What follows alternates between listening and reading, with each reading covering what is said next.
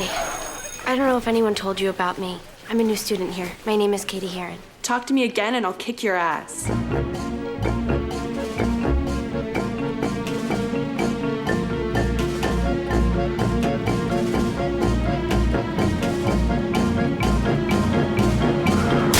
The ways that girls mess with each other is so clever and intricate, and yet instinctively it's there. Every girl and woman is capable of doing it.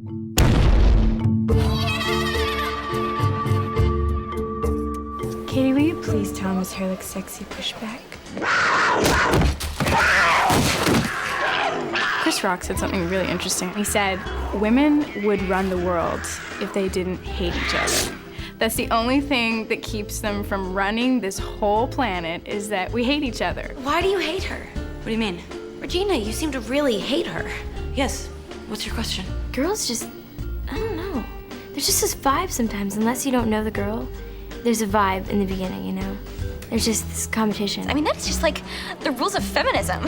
Girls can be really mean. I think mainly because they're like, so many girls are so insecure, especially when you're going through your teenage years and you don't know who you are, so you're trying to be anything that like feels slightly comfortable, even if it's not yourself. That is the ugliest effing skirt I've ever seen. There's always rivalry in high school. You're believing what one person says and then going and confronting one other person. But that's the fun about high school. You grow out of it eventually, hopefully. Having lunch with the plastics was like leaving the actual world and entering Girl World. And Girl World had a lot of rules. When I read Rosalind Wiseland's book, Queen Bees and Wannabes, the thing that struck me the most about it was the anecdotes of real behaviors of, interviews she had done with all these girls. And at first I just thought I found them really to be very funny. The basic premise of Mean Girls is actually kind of spoken about in a speech later in the movie that's repeated when Katie has her epiphany. And it's basically that calling somebody else fat won't make you any skinnier, calling somebody else stupid won't make you any smarter. You guys have got to stop calling each other sluts and whores. It's just bad for business. When I read Rosalind Wiseman's book, I just really, all the things that she talked about in there reminded me of the way I was, that were sort of the way you hate the girl that has the boy you like, regardless of, she's never done anything to you except she has the boy that you like, and you hate her, and you are just full of all-consuming bile. I read a lot of scripts that are really like dumb funny. You're like, oh, this is so gross, or this is just so inappropriate, or it's so over the top. And this has like a tiny element of, silliness to it, but it's also it's really intelligent humor. Don't have sex, because you will get pregnant and die. I first approached Lauren because I had been reading about Rosalind's book and reading her book. I mentioned to him that maybe this could be a movie, and so he has this relationship with Paramount, so we got the ball rolling. She thought this is what she wanted to write a movie about. I said, great. We set about with Paramount to acquire the rights to the book, and then she began. I, in my foolishness and naivete, said, yeah, I'll adapt Rosalind's book. And then I really sat down and read Rosalind's book, and I'm like, this is nonfiction, non-narrative book. There's no story in this book. So I had painted myself into the corner of making a story where there was only parental guidance. There was never any point at which we thought it wasn't going to be a comedy. It's a very rich subject matter, and I think there was more and more talk about this subject, and so it seemed very much in the air, and also I knew that she'd have a smart take on it. It's very realistic and true to high school. There's things that are more than people do in high school. That's the fun of the script, and I think Tina just did a great job of really getting into the characters. A lot of teen movies nowadays, you don't have characters that have backgrounds, but you can ask Tina, what do you think of my character? You can ask her questions about your character and she'll know every answer. She knows who these people are. I think this film is unique because it kind of has a couple of different voices kind of going on in it. There's a really real element, about kind of, the downside of high school and the good things, that really do actually affect people and affect how you grow up. Promise me you won't make fun of her. Of course I'm not gonna make fun of her. You're so sweet.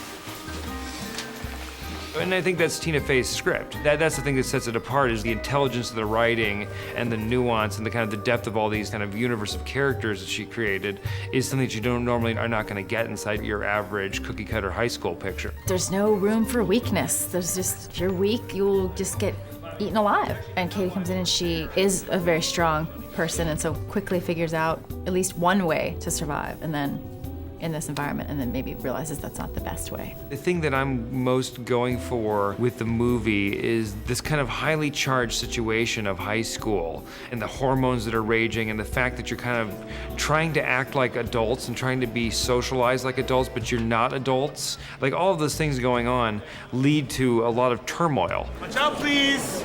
New meat coming through.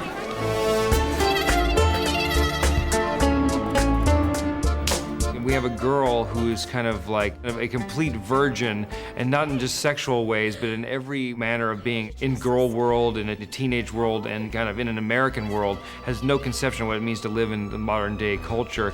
And she gets plunked down into the middle of this crazy petri dish of the Midwestern high school. It's just basically about a girl who's into this new school and has to deal with meeting new people and trying to become like a certain group of people and take one of them down all at once, and everything kind of blows back in her face because she doesn't realize what she's done, what she's created. Lindsay is so great playing Katie, and she's so wonderful to watch and so charming, and you like her instantly. Hey. Action. Cut. Lindsay gives you this giant advantage in casting that the audience already likes her. What Lindsay brings to it is her strength. The big danger with the role of Katie is to have a wallflower who's kind of shy and wilting and can get chewed up and spit out. And the thing that Lindsay brings is that even when she's in a supposedly passive mode, she's so alive and so strong that you always feel like she's a very formidable contender. Lindsay, she not only sort of understood the script, but she, I think in a certain way, Tina instantly trusted her judgment about what was right and what sounded right in the characters. What? I read Tina's script so long ago. I read the first draft, and I loved it. I thought it was hysterical. And I was actually more interested in playing Regina. And we thought we should see if we can find somebody to play Katie opposite you. And we didn't really find anybody who I thought was kind of strong enough to play Katie opposite her. And then also Lindsay started to kind of like the idea of playing Katie. Then I was like, I don't really want to play the mean girl and stuff, and I don't want like, you know what I mean? I mean, it'll be fun eventually if I could do that, but I think right now where I'm at, I don't think I'm in a position where I can just go and play a mean girl and still hope people think I'm nice, because they think you're your character sometimes, especially like my little sister. If she saw it, she'd be like, why are you so mean? Katie, do you even know who sings this? The Spice Girls? I love her. She's like a Martian.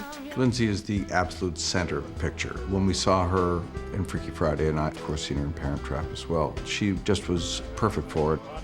I think that she brings both the element of kind of innocence and, you know, a sense of knowing and maturity to the role. That's really good for it. Action. What day is it? It's October 3rd.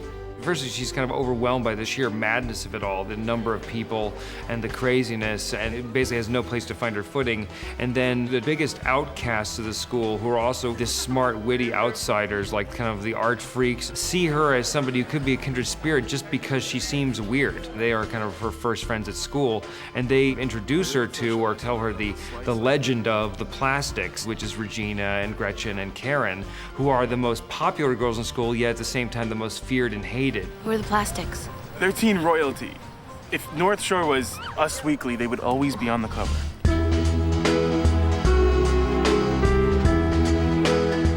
There was a group, when I was in high school, there was definitely a group of people that you just knew everything about them and you knew who they were dating, and they were a soap opera, and you would maybe never even have had said a word to them, but you kind of knew, like, she's got bangs, maybe I should get bangs. It's just celebrity culture shrunk down to high school size.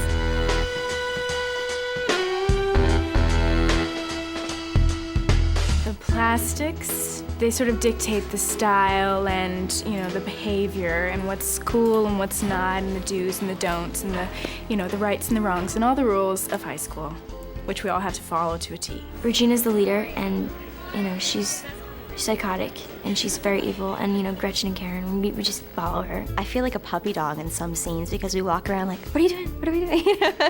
And everyone is kind of hates them and kind of knows everything about them. They're celebrities within their school. They wear like mini skirts, heels. I think they're all about like looking hot all the time. And girls are like that in high school. There's nothing wrong with that. It's fun to do that. But they're just always on, you know what I mean? They're never taking a moment to not think of what they look like and stuff. They're very self-absorbed. So this looks great like this.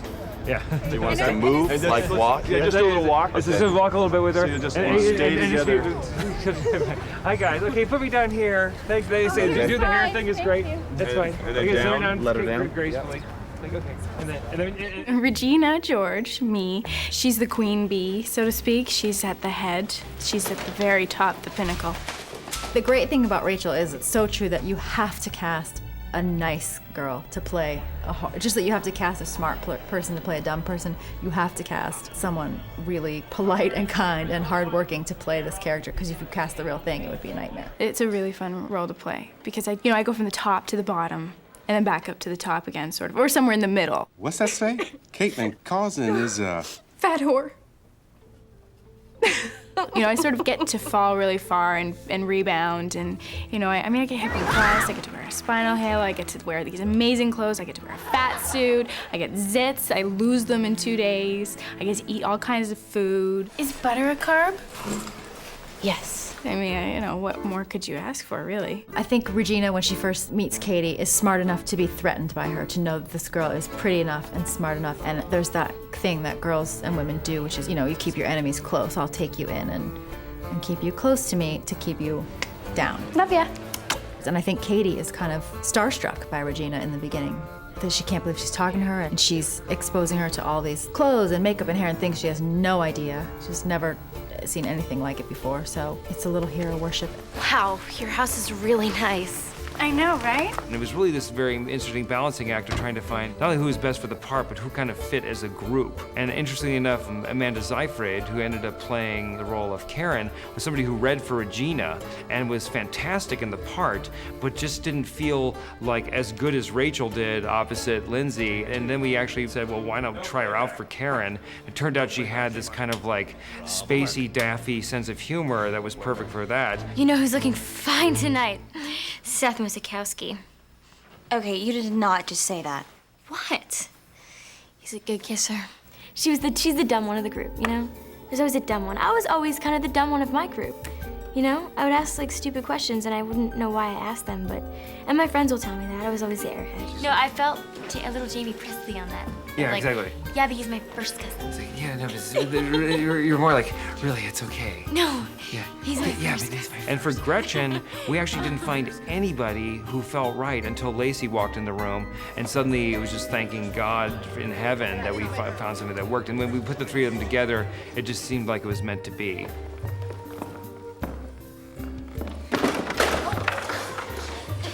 The Plastics are basically kind of the richest, most trendy, slightly snobby, mean girls in school. But Gretchen, the character that I play, is really only mean by association. She just has like this tendency to really, kind of spill everyone's secrets and say too much about people. I'm such a good friend. She's incredibly insecure. She's so nervous and, constantly having anxiety attacks that Regina is gonna kick her out of the Plastics and she'll lose her status. So she just tries really, really a little too hard sometimes. We don't let just anybody into our club. Okay, you should just know that we don't do this a lot, so this is like a really huge deal. There's a lot of specifics involved. On Wednesdays, we wear pink. A lot of standards that you need to meet. And you can only wear your hair in a ponytail once a week. You have to have the right style, you have to have, the right sensibility. Well, you wouldn't buy a skirt without asking your friends first if it looks good on you. I wouldn't? Right. It's a lot of work. There's always those kind of girls in your school that just it seems like they have some kind of guidebook of how to look good that you don't have. Those bitches.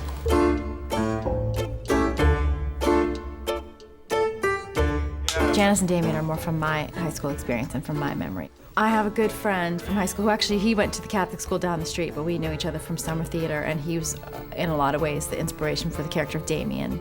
And between myself and some other friends that I have are kind of mushed together to be Janice. They're kind of the art freaks. Yeah, I refer to Janice and Damien as like the art freaks, and I'm so glad I don't have to sit at their table. They're like the odd couple. They're perfect for each other. They actually, I think, are cooler than anyone else in the school because they don't care what people think about them and just live for who they are. We're actually a lounge act on the side. That's right. See, this is our big move. My name's Ethel, and his name... Oh, yeah. No, Mildred and Ira. Mildred and Ira.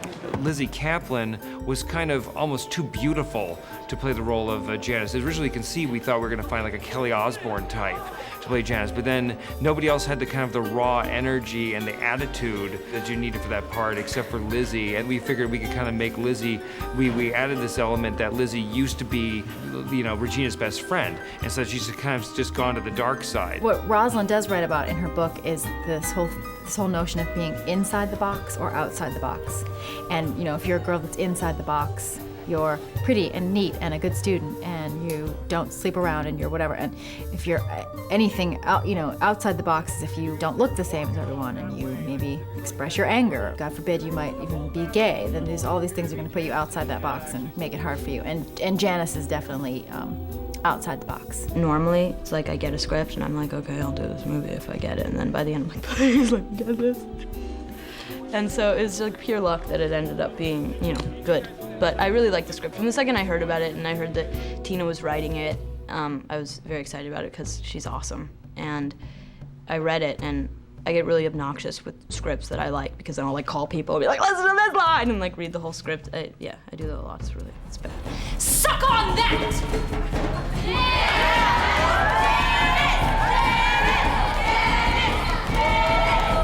It's very easy to play Janice as just this, you know, crazy, bitter, angry girl, which she does very well.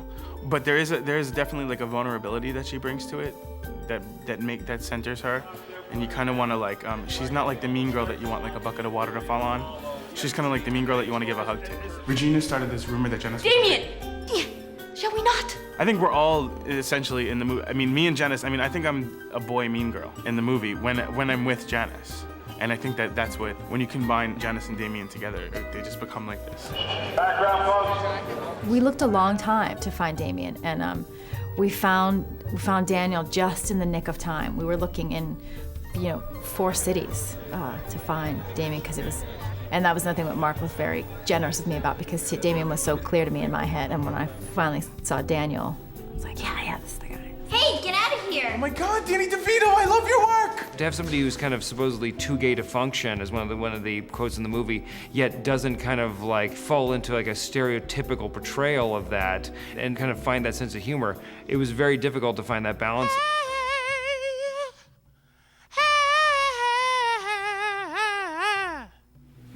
Until Danny walked in and kind of made us all laugh with the part, we didn't know who was going to do that part.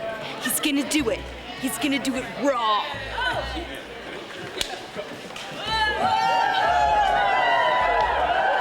Lizzie and Daniel are hilarious together. Right from the beginning, I think I was there one of the first nights that they met, and Daniel was being really funny and kind of talking, and Lizzie just was like, dude, back off, I just met you. And it was like shutting him down, and like that kind of fighting but kind of loving each other is, I think, exactly what that friendship should be. This is what All right, happens. follow me. Come on, baby. What you want to do is, Come on, you know how to do it. I'm trying to explain it to the people. So why don't you just let me explain it to the people? It's like my soul was taken out of my body and split in 2, and I got half, and Daniel got half. One of the first things they told me on the phone when they told me I got the role was, you are gonna love the girl that's playing Lizzie. Like, they're like, you guys are gonna click like nobody's business. He's the light that burns within me.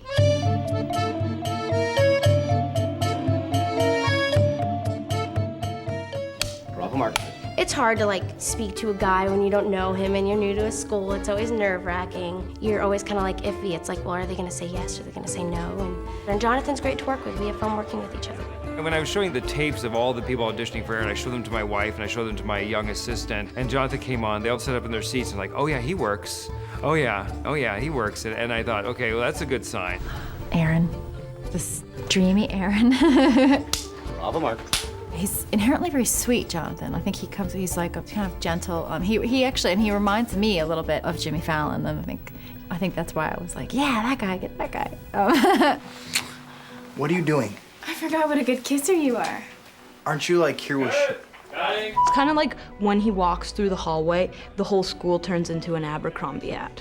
That's his life. And you know what's funny is that Jonathan Bennett, who plays that character, it's the same way.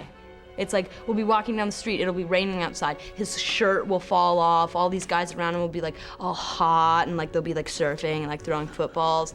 It's weird, like out of nowhere. He's that every boy that is that first boy that you see that you think you're gonna just faint when you see him. You literally lose your mind. You cannot function, you cannot maintain your friendships. You lose your mind in pursuit of a boy. And that's on Jonathan's shoulders to convey that on screen.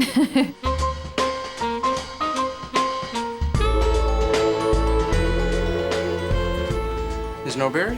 And we filled out the cast with this amazing kind of like group of ex-SNL people, including Tina and Amy Poehler, who are current SNL people, but Anna Gasteyer and Tim Meadows and Neil Flynn from Scrubs. So it kind of gives it these kind of comedy veterans playing against this young, talented group. I think I was really attracted to the idea of the Saturday Night Live skill set without sort of all of the burden and onus of the pre-existing character that a lot of people associate with Saturday Night Live movies. It's funny, it's kind of been like we kind of have these separate camps because I know a lot of the, myself and Neil Flynn, who plays Katie's dad, and Tim Meadows and Anna Gasteyer and Tina. We've all worked together in different capacities. So it's been a really nice kind of reunion. And so sometimes we feel a little bit like the chaperones at the dance a little bit. Like we're like, has everyone checked in on the kids? Is everybody okay? Like we feel a little old. These ladies are very young to be playing moms. They're much too young to be playing these moms, but they're bringing the comedy that the characters need. I completely disagree with you. Amy, at the thigh slap. Amy Poehler is going to play Mrs. George. She's going to play Regina's mother, and she was one person that I really did have in mind when I was writing, and I thought, oh, she's way too young. They're never going to let her do this because she's so young and beautiful, and she's playing this this trashy mom, but I'm so happy that they're letting her do it. I'd like to point out these are, and feel free to zero in, these are not mine, although I'm sure many people assume they are, but they are not mine. The wardrobe department, along with Industrial Light and Magic, have created a beautiful, beautiful display. But these are nothing but padding and the hopes and dreams of of millions, yeah. Tim also I kind of had in mind for a beginning, because I have known Tim. We were at the show, overlapped at the same time. Mr. Duvall, who doesn't have a first name, I don't know. Mr. Duvall, he's handsome. He has an underlying sexiness that comes across pretty much throughout the movie.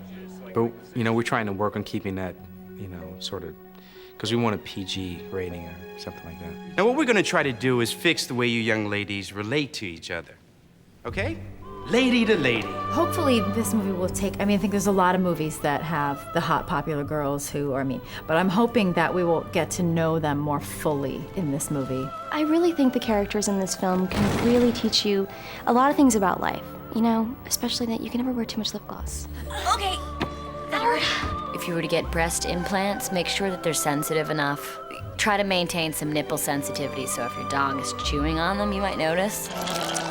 You don't have to listen to those mean girls. They're just there to make you upset and make you feel bad about yourself. And really, inside, they feel bad about themselves too. They don't want to admit it to anybody. If you have ever been picked on by a girl, ever, then you will really appreciate this movie. Because these girls are ruthless, and there's all different kinds of mean girls. There's pretty mean girls, there's ugly mean girls. You're a bitch! There's bitter mean girls, there's gay guy mean girls, there's a bunch of different mean girls, and you will feel the wrath of all of them when you watch this movie and laugh about it. It's just great to hear stories about how you feel and what you kind of go through, and it's just great to have that sort of like, oh yes, I feel that way. Yes, and I feel that way, and I know that girl, and I know that girl, and I know that guy, and it's just something you can relate to, and it's really fun at the same time. It's really not another teen movie. It's not a regular teen movie because it's smarter, because Tina Fey wrote it and she's into the random comedy. I'm from Michigan.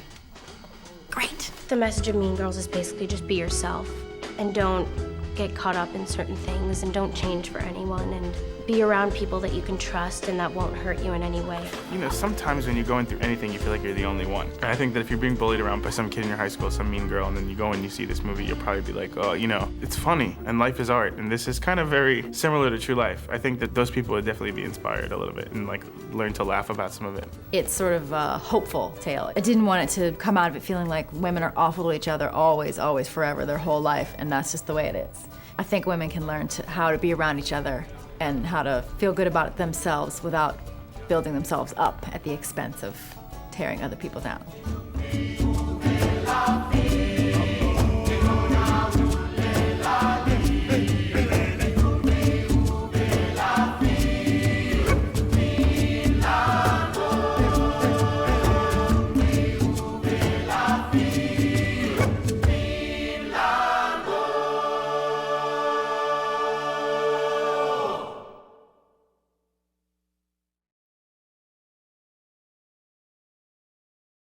I used to think there was just fat and skinny. Apparently there's a lot of things that can be wrong on your body. My hairline is so weird. My pores are huge. My nail beds suck. Girls get these messages about what girl world is clearly from the culture, right? I mean, of course they're, reading magazines and watching TV, and yes, there are images about girls that are really a problem, absolutely. But what I think the missing piece is that girls take that information, those messages, and they take those rules, and they are the enforcers on a day-to-day basis. And what girls do is that sometimes they don't know exactly what the rules are, right? I mean, in the movie, there's scenes where you'll see girls say, well, these are the rules, right? You cannot wear this on Friday, and you can't this on Monday. And you can only wear your hair in a ponytail once a week. So I guess you pick today. But for the most part, girls don't really know what the rules are until they break them. And when they break them, they're very clear about what those rules are. Why would Regina refer to herself as a fugly slut? From that, I really decided to go to the root causes of why girls were getting themselves vulnerable to really scary situations. Why? Why was it so important to have a boyfriend, no matter how he treated you? Why was it so important to put up with your friends, no matter how badly they treated you? Was there a connection between the two? Why is it so important? Why do girls do this thing where they pretend that they're really fat or they're really stupid or they're not good at things when they know that they are? Damn, Africa, what happened? How'd you do? Not so good. I think I need a tutor. Why do girls on sort of the opposite end sort of front that they've got it all together and they've got their game on, but in fact, they really don't think that at all? What is that about?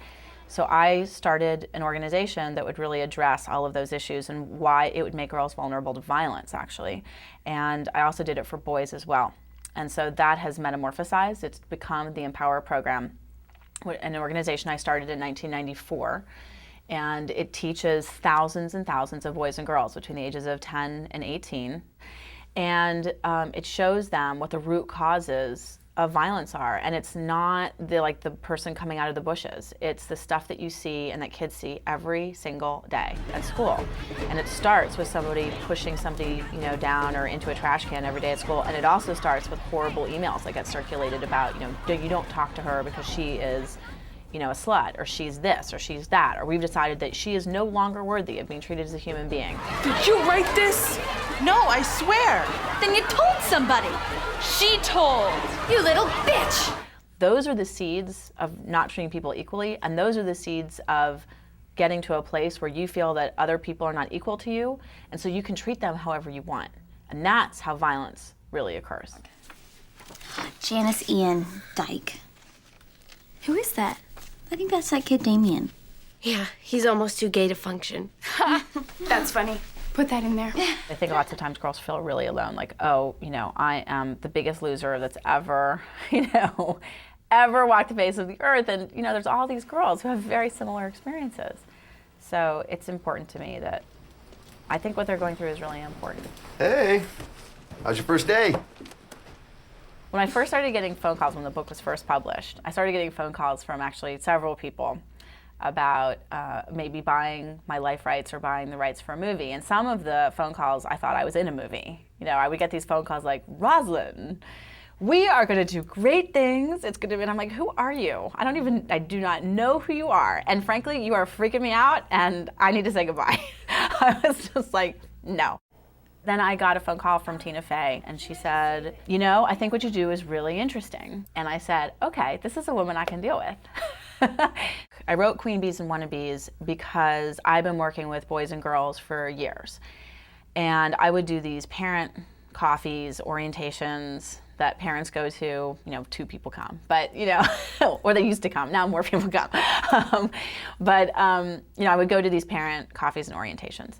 And at the end of these programs, parents would come up to me and say, just like their kids do. Like a girl will come up to me after a class all the time, or an assembly or a presentation, and say, Rosalind, can I talk to you for a second? And they want to tell me about some really, difficult problem that they're dealing with. And after I was doing these parent orientations, the parents would come up to me and say exactly the same thing. Rosalind, can I talk to you for a second? And then they would tell me about how helpless they felt and how they totally didn't get the world of their daughter. And I wanted to just write everything I possibly could for those parents. And so I said, this is everything I think that you should know about what the world looks like to your daughter. It's very easy for adults to forget what it was like to, when they were in 6th grade and 7th grade and 8th grade, or their teen years, and for them to, look at it sort of in a superficial way. Oh, it's a rite of passage, it's no big deal. People treating you like dirt every day, it's not a big deal. Don't worry about it, you'll get through it, you'll be fine, no problem.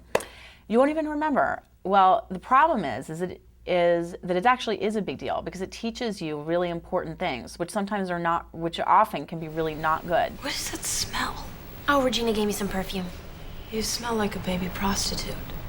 Thanks. The more you care about how the society values women, like what you have to have high social status, the more you care about having high social status, or, because it's easy to say, oh, I don't care about high social status. I mean, even the most popular girls say, I don't care about high social status. I mean, lots of people say that, but that's actually not true. You want to belong, and the society tells you, here's what you have to be as a girl, which is pretty, maybe athletic with the right body, the right style. You have to, maybe the right groups, the right music for what your community deems as having high social status and being cool. Well, the more you think that having that stuff is connected to who you are, then the more you're going to sacrifice who you are in the process. There's nothing wrong with wanting to belong. It's only when those people treat other people badly that you get yourself into trouble. You have really good eyebrows. Thanks. Move. Everybody's in a group. It's how you feel comfortable. It's how you feel good about yourself in lots of ways. It's just that sometimes it comes at such a cost of who you are. And also that you, by wanting to be in the group, will put up with that group treating other people badly. So, but in and of itself, it's not a bad thing. I really want to lose 3 pounds. Oh my God, what are you talking about? You're so skinny. Shut up. One of the things that I think the movie does really well is talk about, and it really shows well, is how the girls within the group treat each other badly. I know that's a very complicated thing, and nobody sees it because in the group all looks, the way they do, which is girls always tell me that girls who are in sort of the higher social status groups begin to act the same, look the same, dress the same, just as we see in the movie.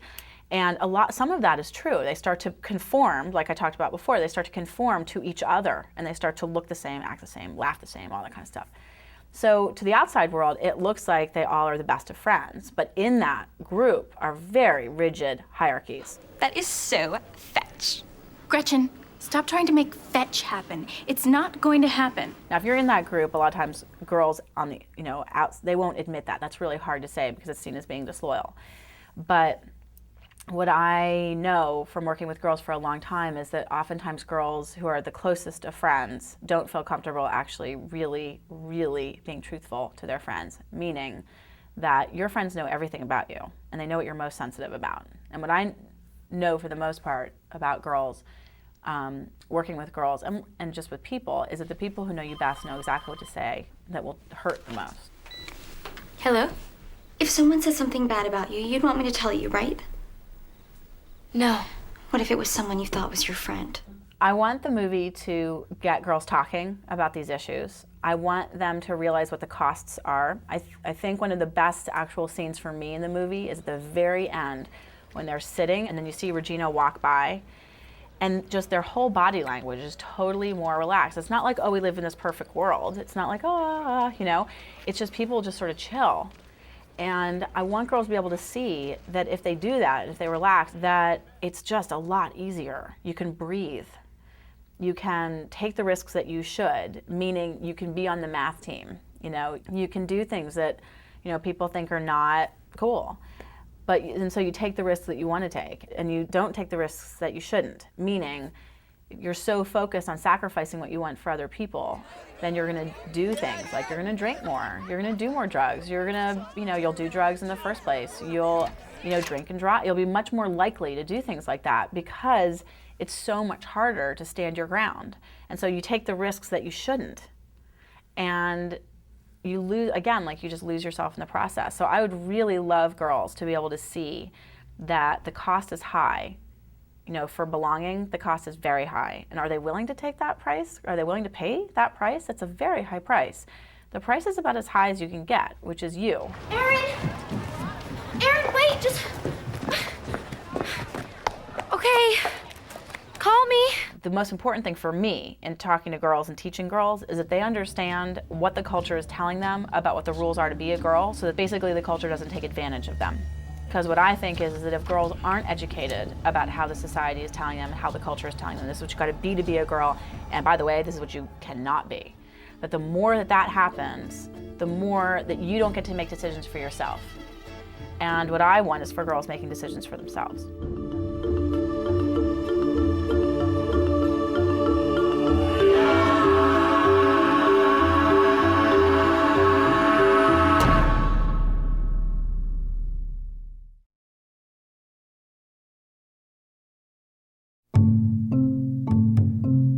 Working on a film is like building a puzzle, and every piece is very, very important. Oh, you know what she could Maybe a wear? new T-shirt. Maybe she could wear one of those little like rock royalty. Yeah. The clothes can't wear the person, so to speak, but the person needs to look great in the clothes. And so to sort of marry that together is always, I think, one of a costume designer's greatest challenges, because it's not just about, oh, isn't my costume beautiful? Your costume makes utterly no sense if it doesn't seem to be a fabric of the character and of the film. And it, as much as I'm very happy for people to look at all the costumes, it needs to look effortless. The whole thing needs to look effortless. It doesn't have to be that top. She's just saying that she'd rather not wear. Yeah, and she'd have no problem just wearing a T-shirt. She said she actually likes this shirt. I was going to say maybe we'll do that. And what a costume designer does today with contemporary films is you still design the look, and that's done through many ways, through tear sheets and through illustrations and through literary references. And so you all have everyone has a visual plan, which you can literally show everyone. This is what the character of Katie shall look like, and there'll be magazine tear sheets, and then there'll be sketches, and there'll be fabric swatches and colors. It's more than clothes. Everything has a meaning, everything has a purpose, every color is there for a specific reason, and where you get all of those things and where you sort of come to it all comes from a variety of places. Ma'am, do you have this in the next size up? Sorry, we only carry sizes 1, 3, and 5. You could try Sears. Even though it's a present-day teenage comedy, there's still a lot of research to be done. Where do these people live? And these were in a small town outside of Evanston, Illinois, so we get yearbooks from all of these small towns. And then it's a film, so you want to turn the volume up and gloss it up a bit. So then you start researching what a teenager in another, in Los Angeles or New York, or because it needs to be tangible for the mass market. New meat coming through. In this movie, it took place within a calendar year. And so for each of the characters, there were, for Katie, she had about 40 changes, and the other girls subsequently had at least 32 to 33. So it's a lot of balance, and you have to think of how they look together, and if Katie is in this, and Rachel is in this, and Gretchen is in this, and Karen is in this, how will this work for what their action is and for what you visually have to see? Oh, you'll get socialized all right, a little slice like you. What are you talking about? You're a regulation hottie. When we first meet Katie, she's just come back from Africa, where she lived with her parents, and she's just sort of plopped down into mainstream high school. And so, again, you want to, Lindsay is a beautiful, cute girl, so we weren't going to stick her in a potato sack in the beginning and suddenly have her transform. She was simply dressed in the beginning in, sort of simple jeans and t-shirts and a plaid shirt, but not a big old Paul Bunyan-y lumber. You would never want to lose the, sort of sparkle of who she is. And so from that, she does start to, when she becomes a part of the plastics, she does start to sort of catch on to what they do and how they do it and what it means to wear certain things and be certain things. So she sort of subtly starts from going from Gap jeans, she goes to a more stylish cut, and from her bigger t-shirt she gets to wear the more fitted. And then she suddenly she's in there, and she joins the club. And she puts her heels on, and she puts her skirt on, and her clothes sort of are, tailored and tightened up, and she's one of the shapely. Hey guys. You look awesome. I know, right? And that was a lot of fun to do, and it was a lot of fun to sort of push the envelope. Get in, loser, we're going shopping. The plastics sort of greatest point of reference for me was the 50s. And you also, when you think of plastic, you think of, I do anyway, Barbie dolls. So complete lack of reality to them. And they would agree that there was nothing realistic about, you know, the way they dressed or the things that they do. It's just their vision of what they should be and who they should be. How do I even begin to explain Regina George? The character of Regina, you know, she was sort of like the bride on the top of the cake. What we tried to do with her, we tried to combine soft elements with tougher elements. For instance, she might have on a soft cashmere top with a leather skirt, and then really high pointy shoes with a soft, you know, sort of chiffon blouse. She truly meant business in the beginning, and then she sort of also went through a transformation. But in the beginning, that was the way, you know, she was able to sort of personify who she was through her clothes. And then as the movie progresses and she is, you know, sort of comes on the downward slope and starts getting heavier and is not as perfect looking. I mean, she broke rules. She wore a sweatsuit on an off day because it's all she could fit into, and you know, she wore jeans to a party because she couldn't wear a skirt because her legs were too big. What? You know, she wouldn't take her coat off because she felt like she was too overweight. And so she started sort of hiding in her clothes, and the things that she once had, she could no longer wear. Gina, you're wearing sweatpants.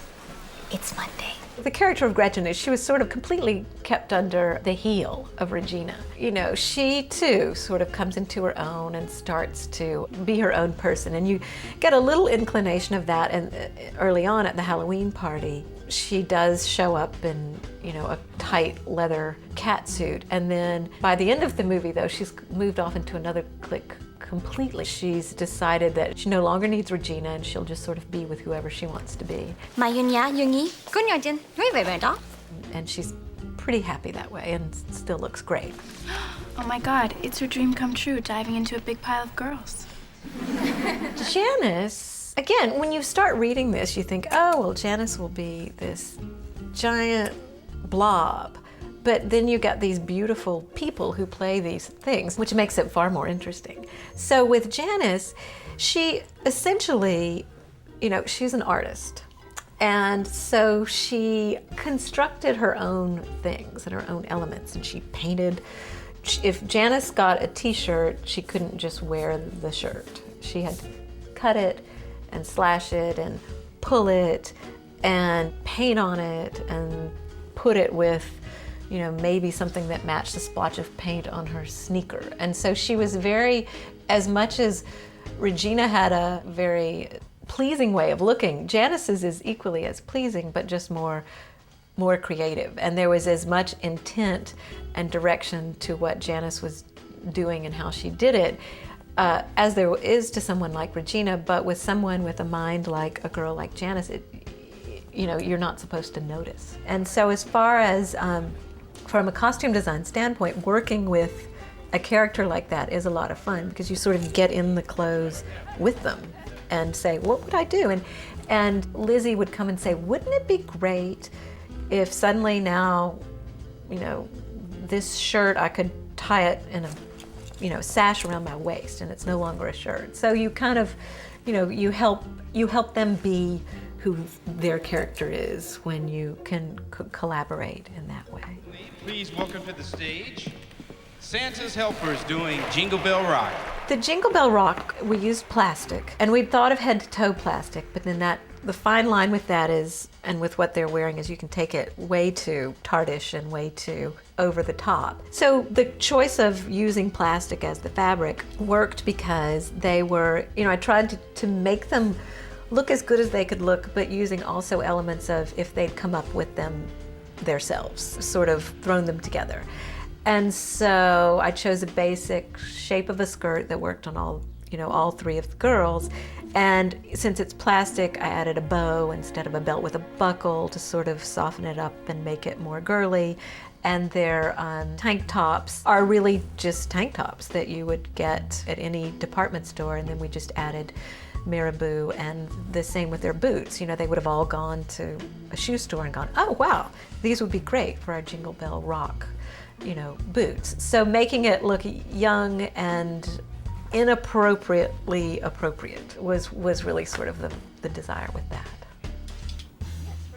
Every time you do something, you get taken to a different place. And that's what I love about it, is it does, you know, and you always learn. You always learn. I mean, you continue to learn about, you know, visually you continue to learn, and, you know, as a person and working with different people, you continue to learn. So it always, there should never be anything, whether it works out or not, that you regret because of the process. You should enjoy the process of everything you do, and particularly in what I do, I have no control over how it will all turn out. I can only control the part that I do, and so, you know, you have to enjoy it specifically for that.